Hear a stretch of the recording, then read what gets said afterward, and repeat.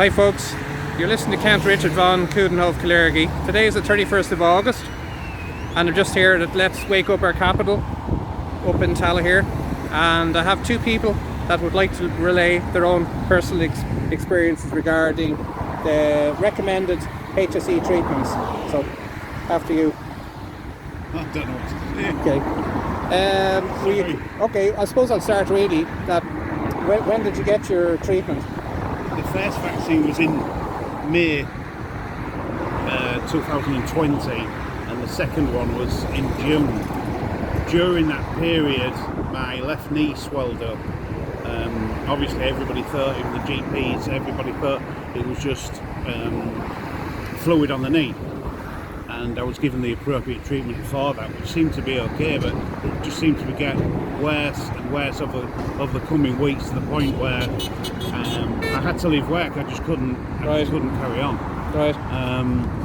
After that, we went on a little boat trip, and Ash saw me inside the boat, and she thought I was having a heart attack, so I was literally creased up and my hands were like claws. Right. I couldn't move at all, and it just got worse and worse. To cut a long story short, we did end up in Navan Hospital. Right. After Lady Lords actually first. Was it? Sorry. Right. I'm forgetful. Okay. Lady Lords. Drug it I want. Drug it first, Yeah. After a 15-hour waiting A&E. And I actually went twice. It was the second time. A good doctor noticed that it was more than just a knee injury, and she kept me in. The next morning, they couldn't give me any medication because they didn't know what was wrong with me. Right. But I was literally in agony, absolutely in agony, crying. I've never felt so much pain throughout my body. They were giving me paracetamol, which was literally just like drinking water. Right. And then on the night time, the consultant gave me 8 steroids. The next morning, 6 o'clock in the morning, I woke up. I was absolutely grand, and he turned around and said, "You've had an allergic reaction." Right. 1 in 10 people have this. So you gave a figure of 1 in 10. Oh, yeah, absolutely. Yeah. 1 in 10 people have a not nervous. Sorry, what is it? An adverse reaction. Adverse reaction. Right. To it. So the story carries on from there. Do you want to carry on that? You saw him after that, didn't you? Well, Darren, after Darren phoned me to say what the doctor had said to him, I just took a chance and I said I'll go up and see what's going on, and I took a chance on going up at 2 o'clock, and as I was there the consultant came around, and the consultant mentioned lupus, but he said, but in your case it looks like it was from the treatment that you had. Right. So, which was now at this stage he'd only had, you'd had the second one at this stage, I think. Yeah, I had.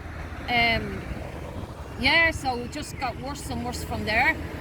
His body was in the fetus position, his hands were turned in like claws, and it actually had attacked his joints. So after that, the doctors sent him to rheumatology in Navan to be treated for rheumatoid arthritis. Now I knew this wasn't rheumatoid arthritis because nobody goes to bed one day and wakes up the next morning in the fetus position with arthritis all over your whole body. It was like as if his body had been poisoned. Right.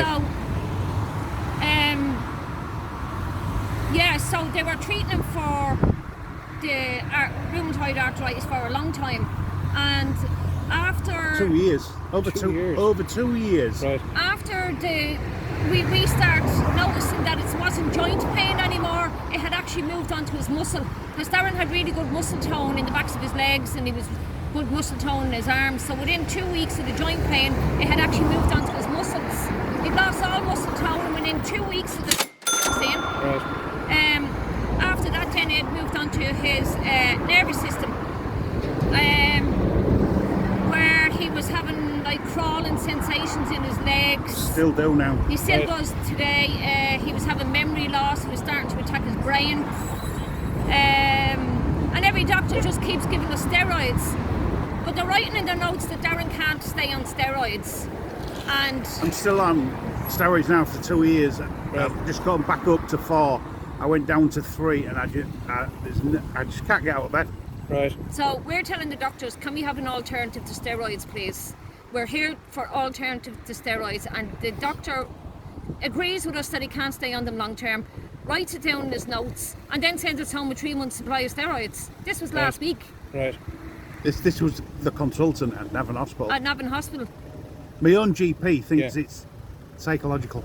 Psychological. Yeah. One of the Right. GPs It's like where a Darren goes. psychosomatic or something. No, I just thinks it's in my head. Right. It thinks I think I've got this pain. Okay. It doesn't believe me. Yeah. Well, he was diagnosed with FND in Drogheda Hospital. Because after we were visiting rheumatology in Navan, I decided to take Darren up to Drogheda Hospital. Yeah. Because they were actually doing nothing, still treating him for arthritis after I was telling him the joint pain's gone, it's moved on to his muscle, but they still kept wiggling his fingers saying, is that sore, is that sore? So I said, we're not going back there, we're going to Drogheda. So when we went to Drogheda, they were actually a lot better there. They'd done a lot more tests in Drogheda. Yeah. In 11 days. In 11 days, they'd done more in Drogheda than they did in Navan in about a year and a half. Wow. They had done, in Drogheda, they'd done a CAT scan, they'd done a full body MRI, they'd done 2 lumbar punctures, but everything kept coming back clear. And then they diagnosed. Blood's clear, everything. Blood's clear, everything was coming back clear. Now I did do a lot of research, and I did see that people who are having some reactions where all their tests were coming back clear. So doctors don't know how to treat it. Right. Obviously it's not, they can't detect it because their machines obviously aren't programmed to detect this new disease that's out there, or the Right. spike proteins or whatever it is. Yeah. But yeah, it's just been a nightmare since then. Right. And to actually go back, if I may, to the actual start of this, your reasons for actually taking the recommended medical treatment with the HSE. 2 reasons. One Yeah. is I've got family in England, Right. and I was under the impression Yeah. that I needed the vaccine to travel, Right. which obviously isn't true. Right. And the other reason was, obviously, they was telling anybody with Underlying health health issues. I've had 2 heart attacks. Right. I'm a diabetic, Right. and amongst other things. So again, they was the 2 reasons. They turned out to be the 2 reasons that he shouldn't have got it. Yeah. Because Right. his diabetes is out of control because he's on steroids, he's put on an awful lot of weight. And the other thing is, he can't travel to England because he's too ill to travel to England. Right. He's forgetting stuff. He did actually get there a year after. He thought when he got he would be able to go straight away, but because he got sick, Yeah. he couldn't travel. And when he did finally get to go another year later, he actually had to go on his own because Right. I had other things on, and he had to get public transport when he arrives because Okay. he's forgetting stuff. And I won't drive. Right. I You don't. can't drive. My legs aren't strong enough. Right. If I had to do an emergency stop, I don't Oh, I okay, don't know trust what you mean. myself. Right. Wow. So it's not even about pressing the clutch, accelerator, Oh no, brake. You wouldn't it's an trust yourself. automatic car. Okay. So Right. And I is it haven't both drove. legs or just one? I sold my car. Right. Is it I- both legs or just one in Oh, particular? Oh, yeah, both both legs. legs. Right. From the knee down, it's just God. constant. If there's a million bugs crawling, Right. horrible. Right. Now, to me, that after research again, it seems to me like nerve damage, Okay. like a load of ants crawling under his legs. Right. He's also hanging keys in wrong presses. Right. Yeah, so it went on to his brain, and it's just. So they said that he'd probably lose his license to drive. To drive. So Okay. I had a hissy fit and sold my car. Yeah, so. Right. Sorry. Right. So.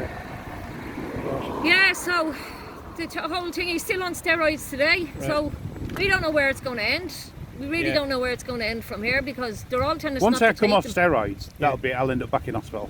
Right. That is guaranteed. He got down to 3 steroids at one stage, and he actually had to use his elbows to get out of bed because his hands were too sore. Right. So he's using his elbows. So I was telling this to doctor in rheumatology in Navan last week, Yeah. and he handed us a leaflet when we were finished and told us that he should go to yoga. Go to do yoga Right. He should do and yoga. exercise. Right. And all the time he was talking over me, he would not listen. All he kept saying was, you have to come off steroids. And we said we know that. And I had to actually say to him, please, just stop. and listen to me. Right. They had a mission statement in the reception, and I took a photo of it. And after we'd finished, I asked the nurses in the reception to ask him to read it and lodge it, and remember it and use it. Yeah. I was that annoyed. Just would not listen. And other than the first gentleman you met in the hospital who said that 1 in 10 people were showing adverse reactions, has anybody else suggested or hinted that it may have been a result of the medical treatment? Yes. Not at the time when it first started, but they are now. In Navan last week, we kept saying to the consultant's colleague, the junior doctor, this is from and he said possibly, which beforehand he was not having any of it. Right. So they're starting to actually come around to the fact that it probably was, which is a bit late now because half the country. Yeah. But now all he's saying now is that I've got fibromyalgia. But I haven't been checked for fibromyalgia. Right. Is there some type of diagnosis for that? Right. At least when I was in Drogheda, there was a consultant that came over from Beaumont, and she did a full check on me and diagnosed me with FND. Right. Now, that's a proper diagnosis, whereas I have not had any checks or diagnosis for fibromyalgia. Right. Whatever that is. Even though they were really good in Drogheda and did a lot of tests, he was seeing a psychiatrist as well, and the psychiatrist rang me and said, is it okay if Darren comes back home? And I said, yeah, as long as he's not on the steroids. Are you going to give him an alternative to steroids? And he said yes. So I wasn't allowed in to see Darren, obviously with the COVID. So when I went to collect Darren that day when he was being discharged, he had a prescription in his hand. So I said, can I see the prescription? And the prescription was for steroids. Right. So I've gone around in circles like for 2 years. Okay. Don't know where the end result is. Yeah. Maybe they don't know how to treat him. Okay. I think it'd be quicker and easier if they just said we don't know how to treat you. Right. The other thing I thought was very interesting was that when you put any posts on Facebooks regarding this, they were removed very quickly. Many times. I did it myself. Darren done it many times. Anytime he mentioned nothing to do with or even asked, was anybody else injured? Does anyone else have the same symptoms? Yeah. It was just taken down within 5-10 minutes. Unbelievable. Within 5-10 minutes it was taken down. I don't understand why. Right. I did reach out to I joined a private one called Pure Bloods, and it was on there then that I got to talk to a girl, and then she gave me Barry's number. Okay, great. Which is a private one. Why I couldn't say it on Facebook, and you can on these ones, I don't know. I don't know the answer to that. Yeah. So I suppose really what you really want to do is try and make contact with other people that have similar circumstances and similar stories, and advice as to how you can actually detox your body. Yeah. Which is the main thing, really. Yeah. That if the conventional isn't working, and as you say, that they seem to be going around in circles. Yeah. With very few of them wanting to admit. So you probably find there's actually a climate of fear about anybody suggesting that this is actually a result of taking a recommended HSE medical treatment for COVID.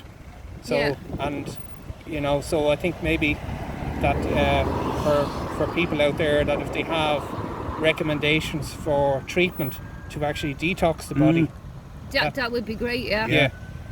You know, and I think that may be to go forward, but hopefully I'm the financial side. I mean, I can't work, so I'm out of pocket. I'm having to buy medicine every week, every single week, and you know, it's just ridiculous. As I say, I can't work, so I'm on disability now, and altering your quality of life as well for the last 2 years. May 2020, is it? Yeah. Right. Oh, May 2020. Right. We had a happy, healthy lifestyle before Darren took that. Yeah. I know it's from the vaccine. Darren knows it's from the vaccine. The doctors now are starting to say possibly, but at the start, no, they wouldn't even entertain it. Right. But so hopefully we will get some answers. So we do count ourselves lucky because there's some people out there who are dropping dead of myocarditis. Yeah. Right. But I just do hope that there's an answer out there and somebody can give us some advice on what to do. Remove out my body. Yeah. If possible. Absolutely. Or even safe long-term medication. Yes. So we can put it behind us. Yeah. Yeah, of course. And get your quality of life back. Yeah. You know. Yeah. But okay, is there anything else you'd like to add, or are you happy enough with that? I'm happy enough with that, I think. Right. Yeah. Okay. Well, I'll just end, if I may, that it's a bit coincidental that this week is actually the 75th anniversary of the Nuremberg Code being announced, which was the 10 set of rules. And one of them is to do with the coercion and people being coerced into taking the medical treatment. And in fact, I think that Taoiseach or Taoiseach, I'm not sure which role he had at the time, Varadkar, said that the uptake wouldn't have been as successful other than the certificates. So he's effectively admitting to coercion. And the other interesting thing was, at the Nuremberg trials, there was 26 doctors were put on trial for crimes against humanity. 7 were acquitted. 7 were hung on the 2nd of June 1948, and the rest were jailed for up to 15 years, sentences reduced to 10. So it would actually be nice to see Nuremberg too, and that people that were held account, people who made these decisions that have caused so much harm, be held accountable. Yes, and I absolutely. think, yeah, and I hope that will happen. Doesn't necessarily have to be in Nuremberg. It could be up in the square in Tallaght for all I care. But as long as people are held accountable for the division, upset and anger and hurt that's been caused in families and communities.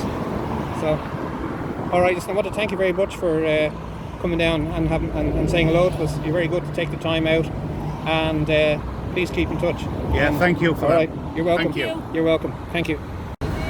Right, folks, Count Richard von Coudenhove Kalergi here. I have another lady beside me who'd like to come up and tell me her story. And you want me to go ahead now? yeah, please, you can just say whatever you'd like to say. Yeah, well, I took 2 photos, and I haven't been right since I took them. I believe I have a Right. What happened was I ended up in A&E in James Street Hospital, and they checked my heart, and I was having trouble with my heart. My legs were swollen, couldn't breathe properly. So they checked the heart, and they came up with the how would you say, the results. Was it myocarditis then, was it? It wasn't myocarditis, it was a mild form of heart failure I was after suffering. And what they said was that they wanted me to get a scan, an echo scan. So I got an echo scan, and I got it done privately in James's again. So it'd be quicker than waiting for the scan off them, But what happened was I was waiting 3 months for the results of the scan. So I was doing everything in my power to get the results, because at the time I was unwell again. The next time I got sick, my hands turned blue. I couldn't breathe. So I ended back up in the hospital again. And there was a doctor there that told me that he'd allocate the scan for me while I was there. But another doctor came along and told him, no, it was an asthma flare-up. So basically, I was put on the long finger again. When I did get the results, I got them off his secretary in James Street Hospital. He didn't give them himself. It was actually his secretary that gave the results. Right.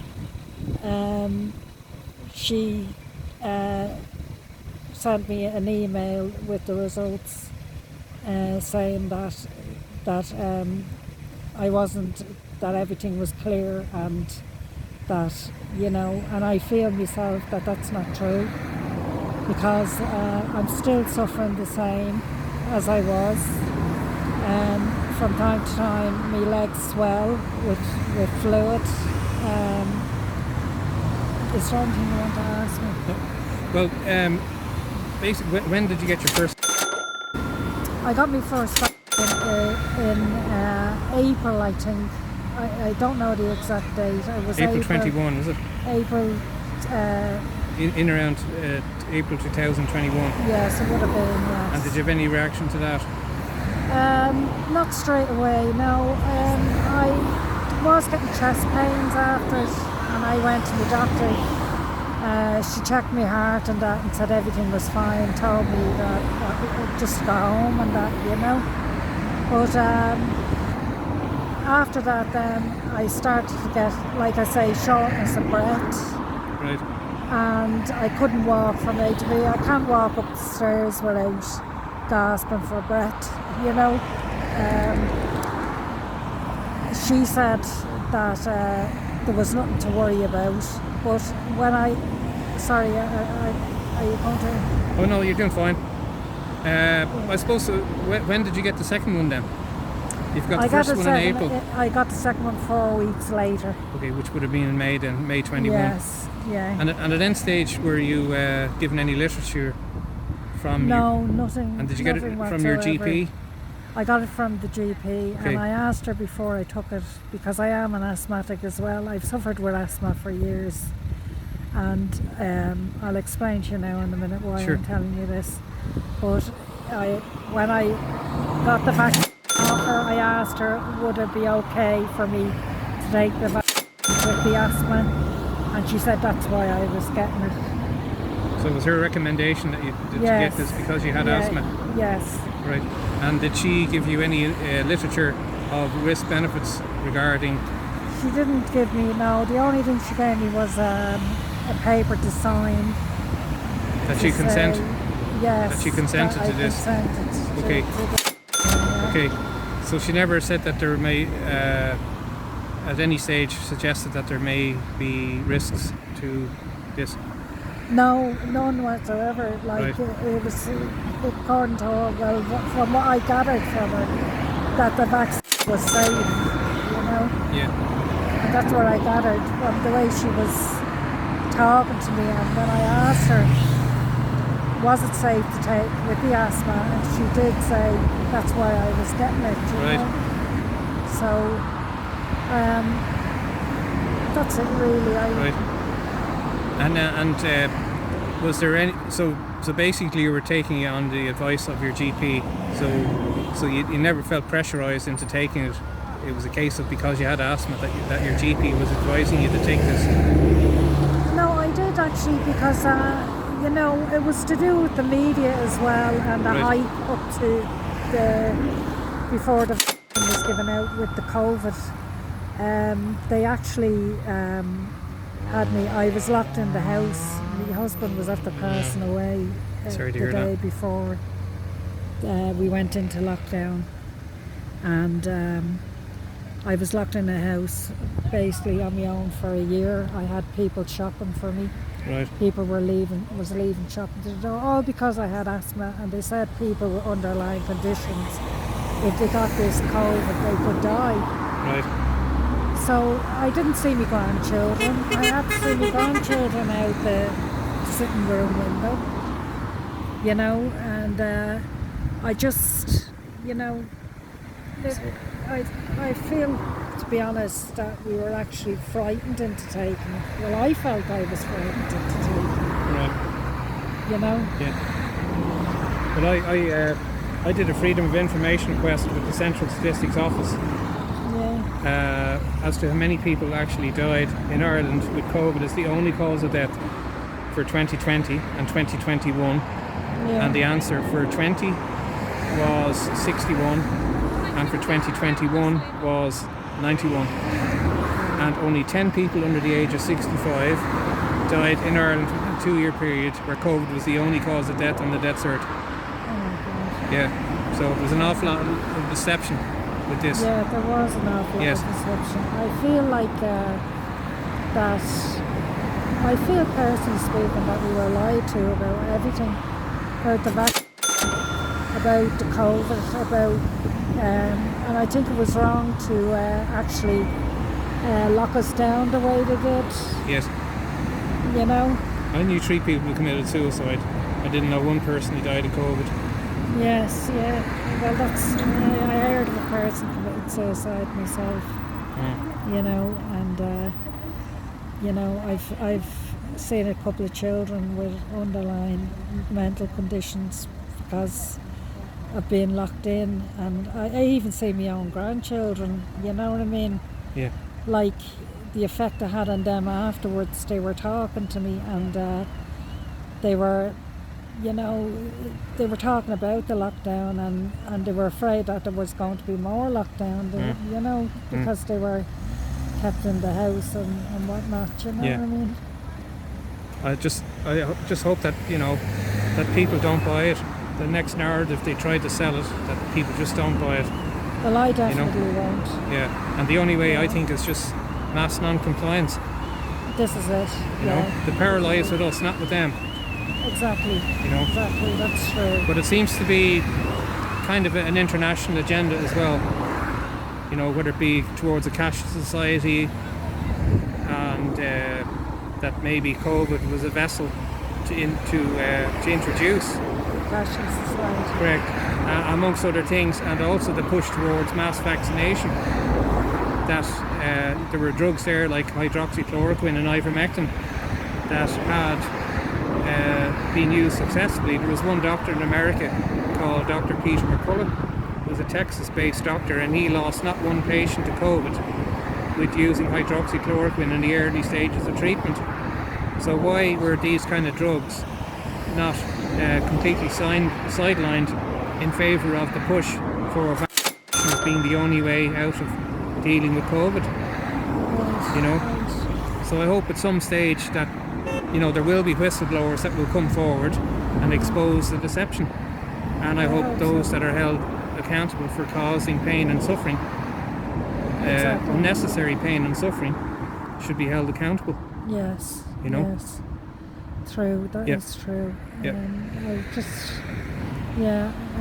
Like I say, if they are trying to pull another lockdown, I won't be locking down. Yeah, whether it be under CO2 restrictions or something like that, whatever nonsense that they come up with in future. Yeah. That it's the same media that sold COVID, that sold Ukraine, and now is possibly the pushing monkeypox or something else at a later date. Yes. Yeah. You know. Yeah. Okay. And like you say too, this cashless society, they're trying to bring that in as it is. I heard about that. That's to do with the digital currency, isn't it? But I can see a day that in a cashless society, if they have more lockdowns, that you will have a credit card that won't work outside your zone. Yes. The transaction denied. Yes. So I think cash is king, and long may it continue. Right. You know. Yeah, I agree with you there. Yeah. 100%. Yeah. All right. Well, listen, thanks very much for coming over and talking to me. Okay. You're very good. Thanks very much.